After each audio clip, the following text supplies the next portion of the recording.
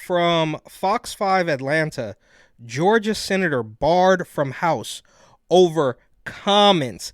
And there's another video about speech policing involving 8th graders in Massachusetts I want to take a look at on the other side of this one. Today at the state capitol, a state senator banned from ever setting foot on the House floor. The almost unprecedented move came after Senator Colton Moore made disparaging comments about late House Speaker David Ralston. Banned for life for making disparaging comments about another politician who, I guess, passed.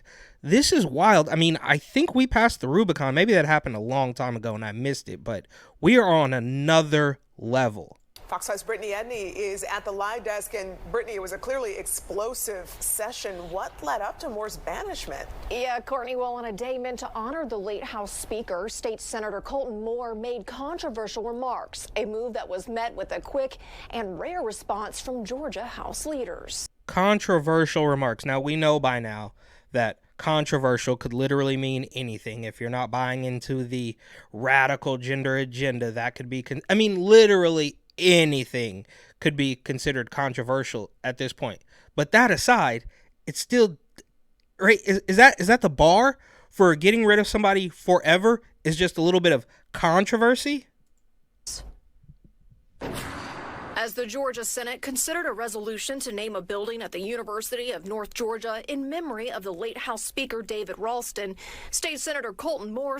Now, there's probably, I can assume, a little bit of research to be done about the person they want to name this building after. Stirred up a political dust storm. This body is about to perpetually memorialize, in my opinion, one of the most corrupt Georgia leaders we'll ever see in our lifetimes.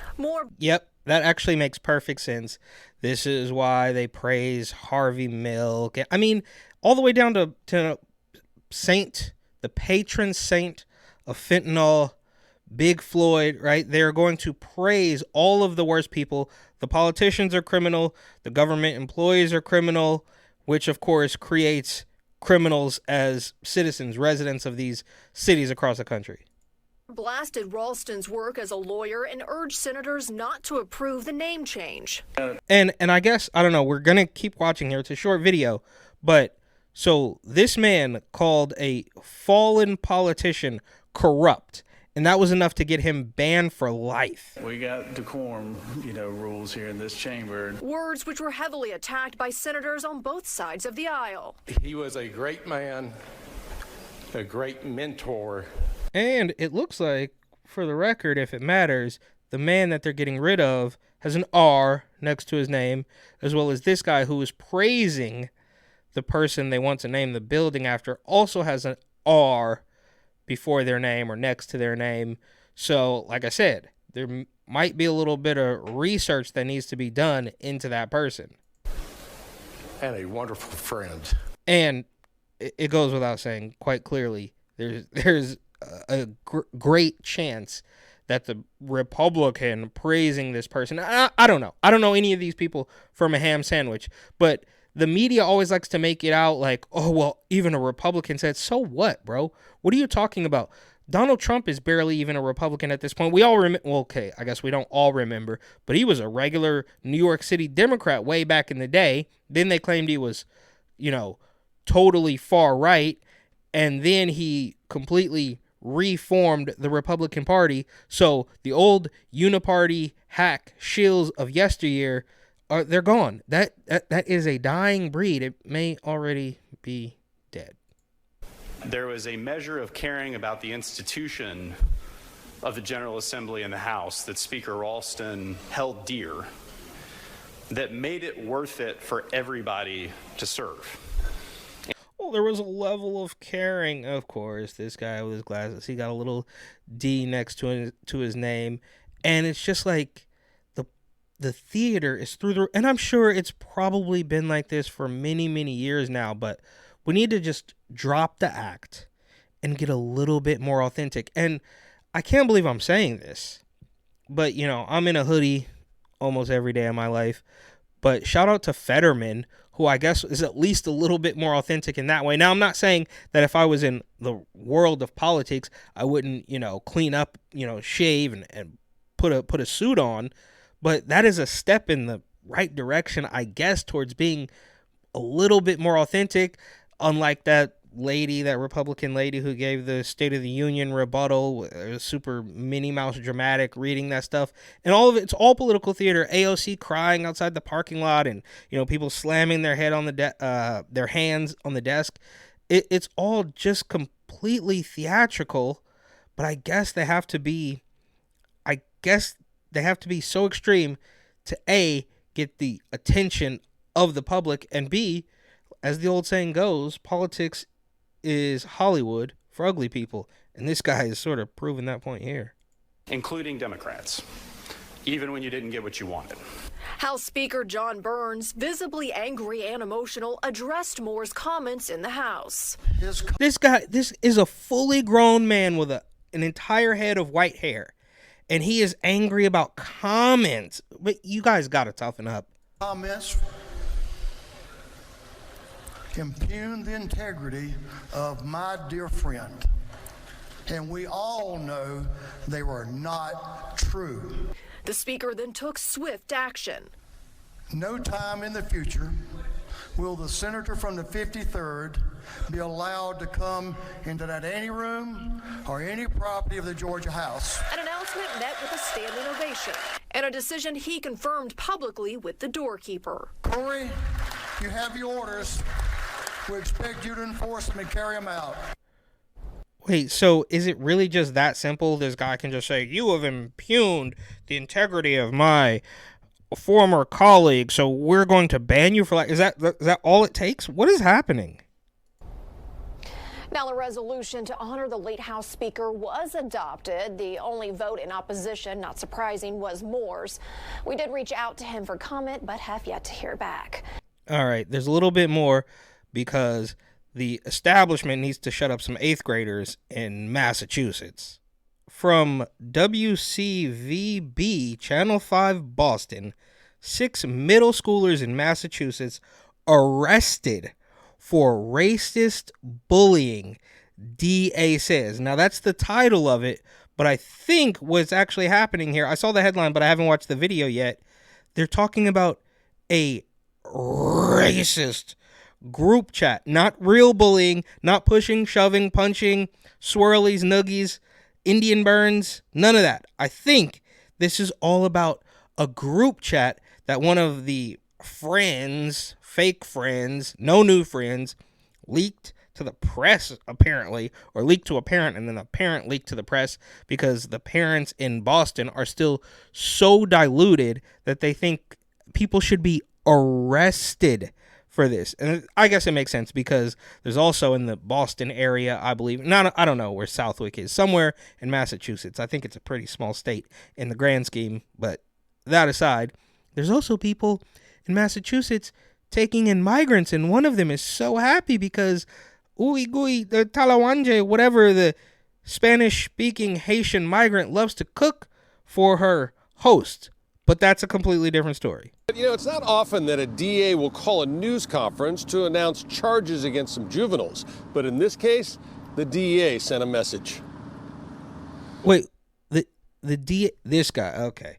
The DA sent a message to kids, right? Well, I think there's some pretty disturbing stories outside of the, house migrants, but some other migrants who have made their way to the Boston area are doing some pretty nasty things that we're not hearing press conferences being called for. For kids who are experiencing bullying, it spreads like wildfire. It's constant. Who does this guy work for? He doesn't even look old enough to be part of the, completely evil, corrupt cabal regime establishment. He's like a new recruit going to bat for them and taking it out on 8th graders who said mean words in a group chat. And can be extraordinarily damaging. Hampden County DA Anthony Goluni wasted no time going after the 6 juveniles, charged with online bullying and hate speech.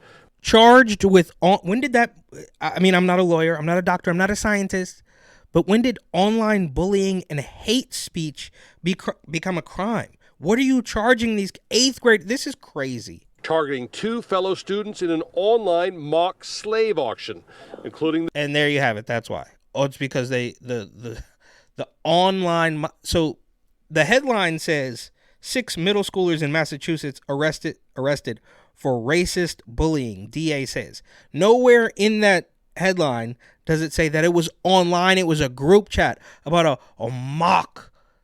I mean, this is ridiculous. And of course, in real, Boondocks fashion, we're gonna have this lady here saying, "Oh, my child, my son, such a victim." This is next level stuff. Completely off the plot. The daughter of Allison Lopez. If they have this level of hate in them now, at this tender age of 13 and 14, it worries me. The online bullying took place after. Yeah, I guess what we need to do, they have this hate. That's what they say. Oh, hate. Oh, anytime somebody doesn't agree with them, it's hate. Anytime somebody doesn't agree with them, it's life and death. But when you have this level of hate at 13 and 14, you can almost be certain they're going to grow out of what isn't even hate in a year or so. After midnight on a school night last month, leaving prosecutors asking, do parents of these middle schoolers really know what their kids are doing online? Oh, do the parents know what the middle schoolers are doing? They probably don't, so the government's going to come in and make sure that we get control of everything. Kids of this age had essentially unfettered access to social media, their phones, their computers, 2 and 3 o'clock in the morning, on a weeknight, no less. Bullying kids. Yeah, and look, an 8th grader should probably not be on a cell phone at 3 in the morning, but part of that is kind of correct, because I think, this has always been the joke, that we sort of peaked at the early cell phones. Like when everybody was playing Snake on a Nokia, we should have stopped there, right? Because you still had to learn things, you still had to memorize certain things. You couldn't just take the computer out of your pocket and settle an argument right then and there. So that was probably the peak, but we took it too far, and I know we took it too far. As soon as 2 Girls 1 Cup hit the internet, I knew we weren't going to be able to handle this, and that was obviously many years ago, well before what we're dealing with today, but I kind of saw it coming, even back then. In school has gone on for generations, but parents in Southwick we spoke with say social media has changed the game. Today, it's just gone way too far. I think social media is probably the biggest part of it, too. And that's a big part of this case. Because people can hide behind social media. They can, you're not. Look, the whole thing is about social media, right? They're asking residents of the town about social media, and still put up in the lower third 6 middle school students arrested in connection with racist bullying incident. And nowhere in the Chiron, the lower third or whatever, do they say it was online, right? So I think it was the great Tyler, the Creator, that once said, there's no such thing as cyberbullying. Just close the screen. Confronting somebody one-on-one. Late today, Springfield's religious leaders weighed in on what's happening in Southwick schools.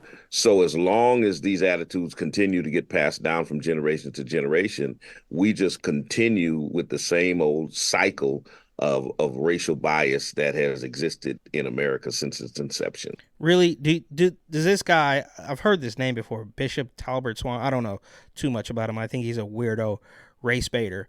But so you should be trying to educate the kids, but you're already trying to re-educate them before they even hit high school, because you have claimed that they learned that from their parents, right? The same Boston area people that are taking in migrants to cook for them because they're so not racist, that very same group of people is teaching their children to be racist? Or is it more likely that there was a joke online and it was just going around between a bunch of kids at school? Even the DA couldn't tell us what these kids will face in juvenile courts. Okay, so the DA is charging them with hate speech and bullying, which I don't even know how that's possible. It doesn't seem like a crime. But then the DA says, oh, well, we don't even know what they're going to... What? This is just to make a scene? This is just virtue signaling by the DA, I suppose? He wants to be the next in line to be Fannie Willis and try to take down Trump? I mean, what is this for, bro? You could just say, hey, that was rude. You guys don't need to keep doing that. Or how about you stop it? I'm going to take your phone away for a week. And that could be the end of it. But you blow this up and make a a hill out, what is it, make a mountain out of a molehill, right? They've blown this thing completely out of proportion, and these kids are being arrested in 8th grade. And where do you take them? You take them to the juvie center with the actual hardened criminals, where you should be putting, migrant kids who've been stealing stuff from shopping centers on Staten Island or whatever. Like, where are you going to put these kids? And what they're going to get there, and they're going to say, yeah, I'm in here because I made a racist joke with my, but like, bro, they're 14 years old, if that. Since the results are never made public, which is made public is that these kids will face long suspensions from inside Southwick schools. Live in Southwick. Okay, so at the end there, they all just kind of say, oh, well, we don't really know what's going to happen, but they might be suspended. They're not even talking about expulsion. So it seems like it's actually all fake, and they're doing this just to virtue signal as per usual. So they're trying to take down the big, mean, racist kids in Massachusetts. And you'll also notice they don't really tell us what they say. Oh, it was a mock slave trade online. But what happened? They dropped an N-bomb. So obviously you can't say it. You would be jailed for saying the N-word. But you can't type it in a group chat as an 8th grader. That could get the book thrown at you. And the pretend book thrown at you. So they make this big scene. The DA calls a press conference when I'm sure there's much more pressing things he could be doing. And then at the end of it says, well, we don't really know what we're doing with them anyways, but they could be suspended. And then in Georgia, they're trying to ban a guy from the House because he said something about another dead politician. He said, oh, this guy was corrupt and you want to name a building after him, and that was just a bridge too far, so he can never come back. This is absolutely insane, but what do you expect? As soon as they control your words, they control your thoughts, they control your actions.